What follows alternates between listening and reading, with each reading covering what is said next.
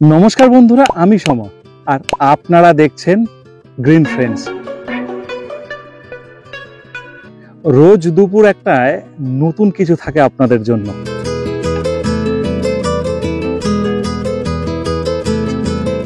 সত্যি সত্যি আজকে একটা অন্য রকমের ভিডিও, অবশ্যই নার্সারি ভিজিট। এই নার্সারি অন্য রকম গাছ তৈরির তার চেষ্টা যেমন চলছে, ঠিক তার পাশাপাশি কোন জাত কমার্শিয়াল ভাবে ভালো, কোন জাত ছাদ বাগানের জন্য ভালো, কোন গাছ করলে আপনার বাড়িতে প্রচুর ফলন হবে, এই রকম গাছে ফলন ভরে আছে। সমস্ত জাত কমার্শিয়াল ভাবে করা যায় না। ছাদের গাছে বা টবের গাছে ফলন হলেও মাটিতে কিন্তু ফলন কম হয়। কোন আম গাছ আমাদের জন্য ভালো, সত্যি সত্যি এখানে কি কি ধরনের কুল গাছ পাওয়া যায়, এছাড়া এমন কিছু লেবুর ভ্যারাইটি আজকে দেখবো যেগুলো হয়তো এর আগে গ্রিন ফ্রেন্ডসের ক্যামেরায় কোনো সময় আসেনি। এর সাথে সাথে আমরা আমের প্রচুর ভ্যারাইটি দেখব, কোনগুলো ভালো মন্দ সেগুলো জানবো। আমি শুধুমাত্র একটা লেবু গাছের কাছে নেই, এখানে বলতে পারেন একটা লেবু বাগান। যেমন এখানে একটা কমলা বাগান, কমলা গাছের পুরো লাইন দিয়ে সাজানো আছে, প্রচুর ফলও ধরে আছে। লেবু বাগানে থেকে চারা তৈরির থেকে সেই গাছ কিভাবে বিক্রির প্রসেস, টোটালটাই এই ভিডিওতে থাকবে। আর আপনাদের জন্য এই ভিডিও থেকে যারা কৃষক আছে তাদের শেখার অনেক কিছু আছে, যারা ছাদ বাগানি আছে তাদের জানার অনেক কিছু আছে। ওই বললাম, শুধুমাত্র বিক্রির জন্য নয়, শেখার অনেক কিছু থাকবে। চলুন দেখে নিই সম্পূর্ণ ভিডিও।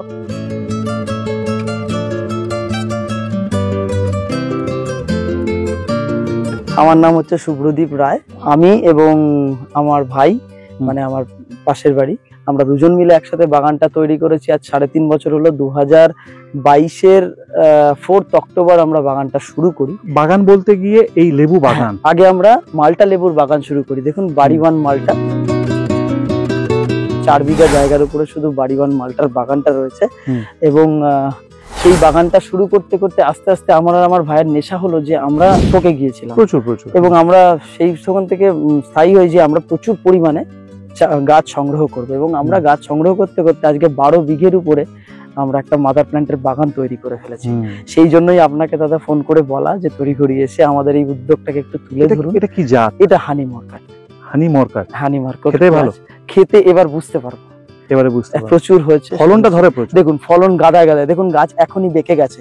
আমি জানি না ফল বড় হলে আর কি হবে, গাছটা ভেঙে যেতে পারে, হয়তো লাঠি দিতে হবে। এই যে লাঠি দিতে হবে। আর ছাদ বাগানের জন্য একটা আদর্শ ভ্যারাইটি বলা চলে। আদর্শ ভ্যারাইটি। এবার খেতে যদি ভালো হয় তাহলে তো আর কোনো কথাই থাকে না। পেশায় স্কুল শিক্ষক, তার পাশাপাশি এইরকম একটা গাছের নেশা, বাগান তৈরি হলো, বাগানে লেবু বিক্রি হচ্ছিল, পরবর্তীকালে নার্সারিতে। কেন? এটা যেমন ইন্ডিয়ান সিকি মৌসুমি, দেখুন ফল হয়েছে এবং খেতেও খুব ভালো একটা জাত, খেতে খুব ভালো। বাড়িওয়ান মালটা অসম্ভব ভালো খেতে। আসুন আস্তে আস্তে আসুন, ঠিক আছে। বাড়িওয়ান মালটা অসম্ভব ভালো খেতে, ফলনও প্রচন্ড ভালো।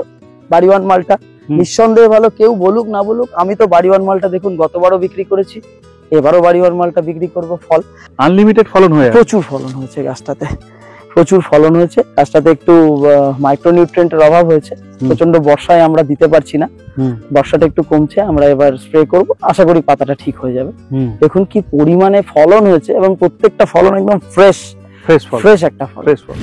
নার্সারিতে আসা আমার মেন উদ্দেশ্য ছিল কিন্তু প্রথমে যাতে না ঠকি। সেই জন্য দেখুন আমি কিন্তু এত বড় বাগান মাদার প্ল্যান্ট করেছি। আজকে সব ঘুরিয়ে ঘুরিয়ে, সমরবাবু যেটা ভিডিওতে বললেন, আমি সব ঘুরিয়ে ঘুরিয়ে দেখাবো। আপনারা মাদার প্ল্যান্ট দেখলেই বুঝতে পারবেন যে নার্সারি শুরু করলে 2 বছর আগেই শুরু করা যেত। তাহলে এখন কেন নার্সারি শুরু? এই কারণেই এখন আসুন বাগানে, ফল দেখুন, ফল খান, আপনার ডিসিশন আপনার। এবং এখানে এসে দাঁড়িয়ে অনেক কিছু শেখারও আছে। একদম কোন গাছে ফলন বেশি ধরে, কমার্শিয়াল একদম মানে আমরা ছাদ বাগানি তো শখে করি, একদম কমার্শিয়াল ব্যাপারটা ভালো করে না ভাবলে, ধরুন একটা কৃষক 300 চারা গাছ বসালো, ইন্ডিয়ান চারা গাছ বসালো 300, দেখা গেল ইন্ডিয়ান চারার 2 বছর পরে দেখা গেল কোনো ফলনই হলো না। একটা ছাদ বাগানি সে হয়তো কষ্ট পাবে কিছুক্ষণের জন্য, বাজার থেকে আরেকটা চারা গাছ এনে ছাদে বসিয়ে দেবে, কিন্তু পারবে না। কিন্তু একটা কৃষক 300 গাছ সে কি করবে?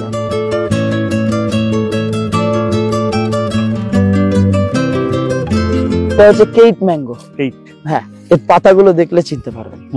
পাতাগুলো খুব ইউনিক পাতা হয়, কেইট ম্যাঙ্গো। এখানে এটা যেরকম রয়েছে, আরউইন ম্যাঙ্গো। আরউইন, এটা আরউইন, এটা কেপ। ওই পেছনে আছে রেড পালমার। আচ্ছা, ওটা রেড পালমার, তাই তো? রেড পালমার খুব সুন্দর কিন্তু আকর্ষণীয় কালার হয়, ফলে সাইজও খুব বড় হয়। Red Palmer. এটা কি আছে? এটা মায়া ম্যাঙ্গো। এই গাছটা আমরা ফল রেখেছি, দেখুন মায়া ম্যাঙ্গো, দেখুন সাইড দিয়ে শুনেছি খুব ভালো টেস্ট। হ্যাঁ, আমিও শুনেছি, এবার খেতে পারবে, এখনো পাকেনি। এই দেখুন সাইড দিয়ে একটা গর্ত মতন, এই যে গর্ত বা এরকম একটা চোখ মতন সরু করে। এটা কি আছে? এটা হচ্ছে সোনপাড়ি। সোনপাড়ি, এটাও খুব ভালো বিখ্যাত, খুব বিখ্যাত ভ্যারাইটি সোনপাড়ি ম্যাঙ্গো। সোনপাড়ি। এইখানে আছে দেবগড় আলফানসো। আচ্ছা, দেবগড় আলফানসো। এটা সিন্ধু। এগুলো এখনো ফল আসেনি আমাদের।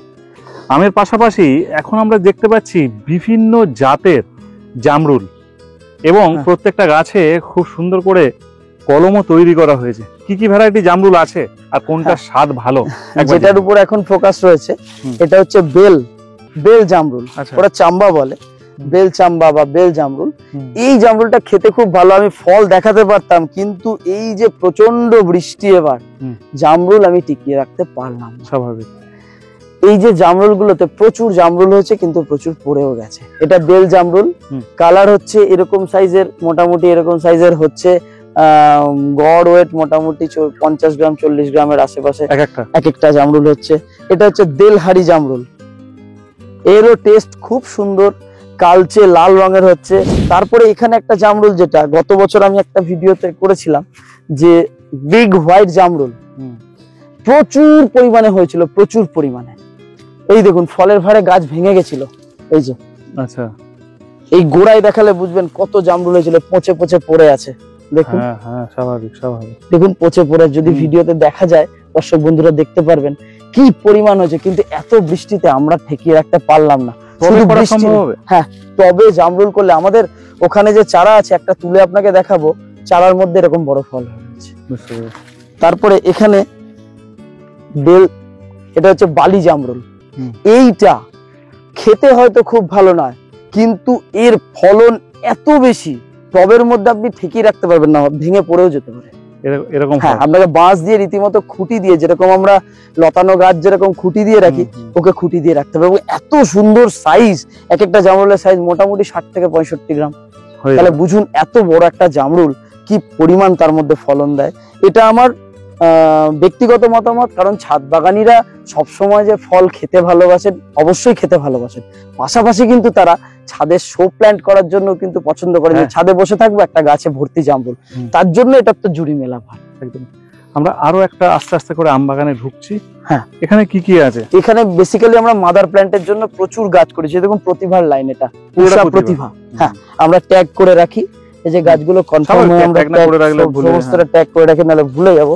তারপরে এখানে দেখুন, এই করার পরেও কিছু কিছু ফল হয়েছে। এখানে যেমন চিয়াংমাই, এটা হয়তো খেতে খুব নয়, কিন্তু ছাদ বাগানের জন্য একটা আদর্শ জাত, প্রচুর ফলন হয়। সাইজ দেখুন, ফলটা বিশাল বড় বড়, বিরাট বড় বড় সাইজ হয়েছে। ছোট গাছ, এই গাছ দেখেই বুঝতে পারছেন দাদা যে এর বয়স 1.5 থেকে 2 বছরের বেশি নয়। গাছ দেখেই তো বোঝা যায় 1.5 থেকে 2 বছরের বেশি নয়। টবের মধ্যে ইজিলি এগুলো কিন্তু করতে পারবেন আপনারা, এবং ফলনও হবে। হ্যাঁ, এটা চাকাপাত, কালারটা একটু অন্যরকম হয়ে গেছে, তাই আপনার একটু অদ্ভুত লাগছে। এই যে এটা যেরকম কিং অফ চাকাপাত, এটাও খুব ভালো আম। আরেকটা দেখাচ্ছি অস্টিন, ছাদ বাগানে কিন্তু খুব ভালো হবে। দেখুন অস্টিন, তাই তো? কাঁচা মিঠে, কালার কাঁচা মিঠে, মানে রঙিন কাঁচা মিঠে আমের জাত হচ্ছে অস্টিন, প্রচলিত জাত, এবং পাকলেও খুব যে খারাপ খেতে লাগে তা না। দেখুন সব আমকে যদি 1 প্যারামিটারে মাপা হয়, আমার মনে হয় সেটা আমের ক্ষেত্রে খারাপ হয়ে যাচ্ছে।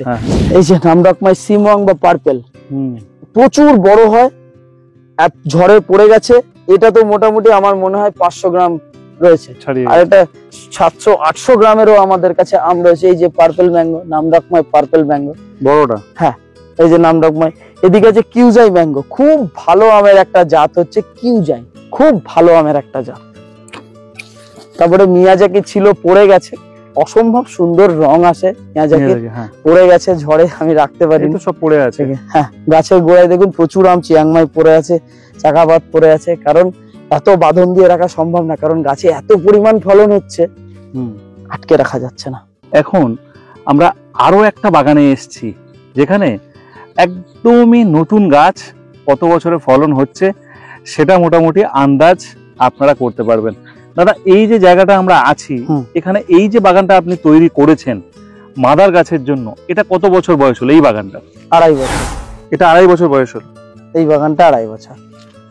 2.5 বছরে ফলন কতবার হচ্ছে এক একটা গাছে? গত বছরই ফলন এসছে, এবছরও ফলন হয়েছে। সব গাছ কি কমার্শিয়াল ভাবে নেওয়া উচিত নাকি না? না, সব গাছই তো কমার্শিয়াল ভাবে উচিত না। কোনোটা ধরুন ছাদ বাগানের জন্য, কোনোটা চাষি ব্যবসা করবে তার জন্য। তো আমরা এখানে মেনলি যেটা করেছি, দেখুন আমি বলে তো দিলাম 2.5 বছর, কিন্তু সমস্ত গাছ 2.5 বছরে কিন্তু নেই, আপনি একদম ঠিক ধরেছেন।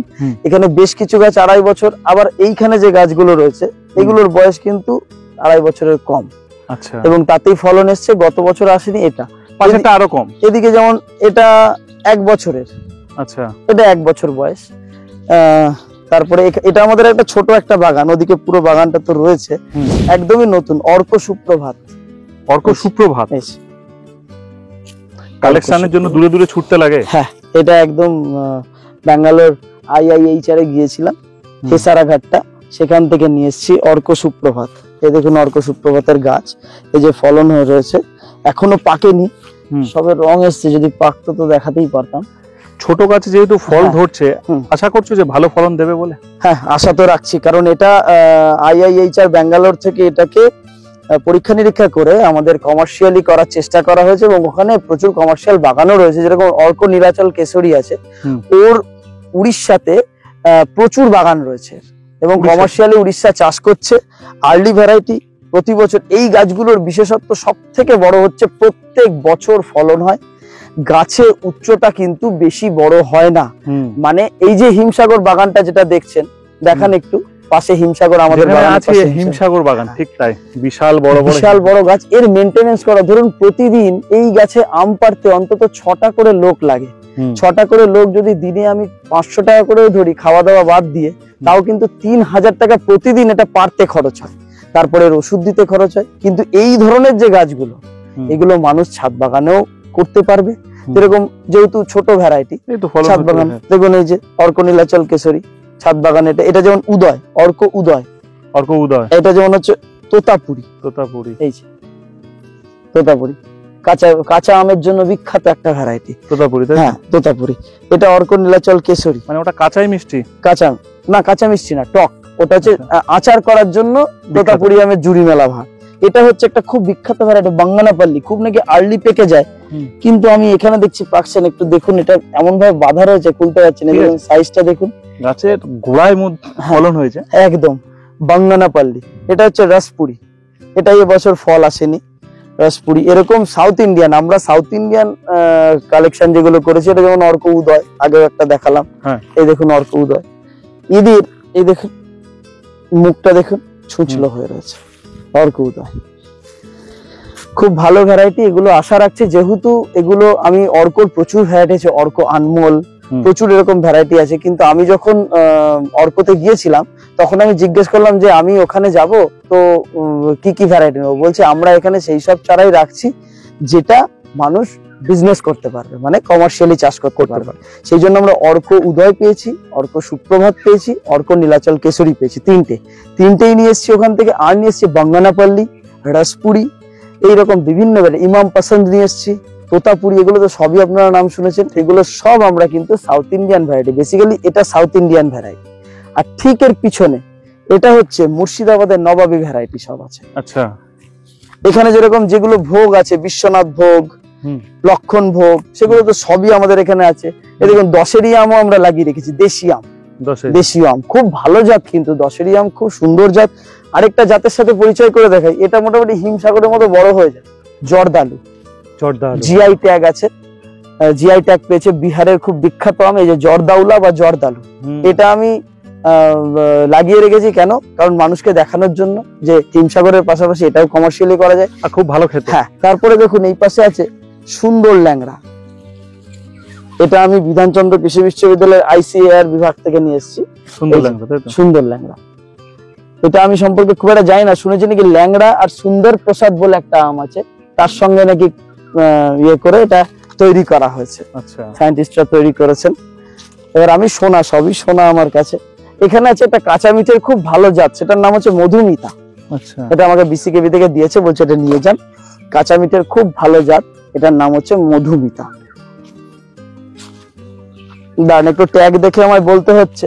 এটা যেমন গোপাল ভোগ, গোপাল ভোগ খুব আগে পাকে। আনারস, আনারস, ওর পাশে আনারস, হ্যাঁ একদম আনারস, নবাবী ভ্যারাইটি। টেস্টটা আনারসের মতন, আনারসের মতো বলে তো, ওরকম স্বাদের হয়। এবার ফল হয়নি এখনো বলতে পারছি না। এটা আনারস ম্যাঙ্গো। এটা কোহিতুর, এই যে কোহিতুর বিখ্যাত ম্যাঙ্গো, ভ্যারাইটি। এই যে কোহিতুর ম্যাঙ্গো। শুনেছি নাকি তুলোই করে রাখতে হয়। নবাবের খুব পছন্দের একটা আম কোহিতুর। এই যে এখানে যেমন আছে কিষান ভোগ, সব ভোগ আছে। এটা কিষান ভোগ, এটা মোহন ভোগ। এটা একটা নবাবী ভ্যারাইটি, খুব বিখ্যাত শুনেছি, জাহানারা এর নাম। আচ্ছা, জাহানারা। এর পাতাটা দেখুন, ট্রান্সপারেন্ট হয়। হ্যাঁ একটু অন্যরকম। ছোটবেলা দেখে মনে হবে যেন ট্রান্সপারেন্ট ভাব। চন্দন খোসা, শুনেছি নাকি চন্দনের মানে গন্ধে সুবাসে ঘর ভরে যায় একটা আম রাখলে। চন্দন খোসা, তাই তো? এটা আছে সারেঙ্গা, সারেঙ্গা। এটা সুরমা ফজলি, সুরমা ফজলি আম আছে। এখানে আছে রুগনি, মুর্শিদাবাদের ভ্যারাইটি। এরকম বিভিন্ন রকম জাত আমাদের এখানে রয়েছে। প্রথমে ছিল লেবু চাষ, দেখতেই পাচ্ছেন, সেখান থেকে তৈরি হচ্ছে চারা। আর সেটা দেখার জন্য আমাদের অনেক দূরে যেতে হবে না, এখানেই দেখতে পাবেন যে এখান থেকে চারা তৈরি হচ্ছে, তাই তো? হ্যাঁ, চারা তৈরি হচ্ছে। আবার যদি এই দিকটা আমরা একটু দেখি, এখানে কি মাটিগুলো আগে রেডি করা হচ্ছে? হ্যাঁ, রেডি করা, ওই প্যাকেট তৈরি করা হচ্ছে, কুলের বীজ ফেলা হবে। ঘরের ভিতরেই কেন? ঘরের ভিতরে বর্ষার জন্য। আচ্ছা, প্রচন্ড বর্ষা, মানে মাটির ঘর, মাটি যাতে রাখার ঘর, হ্যাঁ তাই তো? হ্যাঁ, ওষুধপত্র সবকিছু জিনিস রাখা মাঠের মধ্যে। আর এখানে এই মুহূর্তে চারা তৈরি হচ্ছে। আর দুজন মানুষ কি কন্টিনিউ চারা তৈরি করে?